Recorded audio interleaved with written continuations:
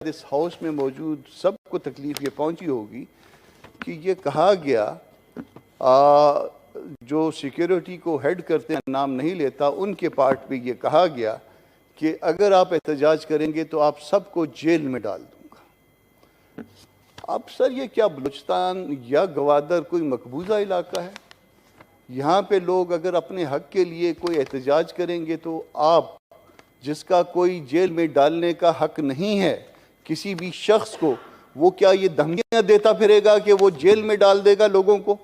और ये अगर धमकियाँ अगर ये इस तरह से देते फिरेंगे तो फिर ये अपनी इज्जत के साथ है वो आप अपने खेल रहे हैं, फिर ये धमकियाँ कोई नहीं सुनेगा। हमारे पास वो ताकत शायद मौजूद नहीं है, मगर बोलने की और लिखने की ताकत हमारे पास मौजूद है, और हम इसको, इस रवैये को, इस तरह के धमकियों को हमेशा मुस्तरद करते रहेंगे। और वो जो है उसके बाद फिर आप जब इस यूनिफॉर्म में नहीं होंगे तो आपका भी शायद उन्हीं जैसा हाल होगा जिस तरह से मुशर्रफ का हाल हुआ था, जिस तरह से आज बाजवा साहब का हाल हो रहा है या और लोगों का हाल हो रहा है।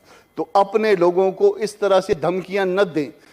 ये आप जो कुछ भी हैं आज, जो इज्जत है आपकी, वो अल्लाह के बाद वो आपकी अपने लोगों की वजह से है। ये हक आपको नहीं दिया जा सकता कि आप अपने लोगों को कहें कि मैं आपको जेल में डाल दूंगा। आप एहतजाज ना करें, और उस एहतजाज पे जिस पे कोई शायद कोई जुर्म भी नहीं बनता, उस एहतजाज पे जिस पे जुर्म बनता है तो किसी और पे बनता है, पब्लिक पे नहीं बनता। या मौलाना हिदायत पे, वो मेरी पार्टी के नहीं हैं, गो कि वो मौलाना उनके नाम के साथ लगा हुआ है, मगर इसके बावजूद जो कुछ वो कह रहा है, जो कुछ वो कर रहा है, वो दुरुस्त कर रहा है, वो दुरुस्त कह रहा है। अगर आप आज उसकी बात नहीं सुनेंगे तो कल लोग आपसे ये बातें जोर से मनवाएंगे।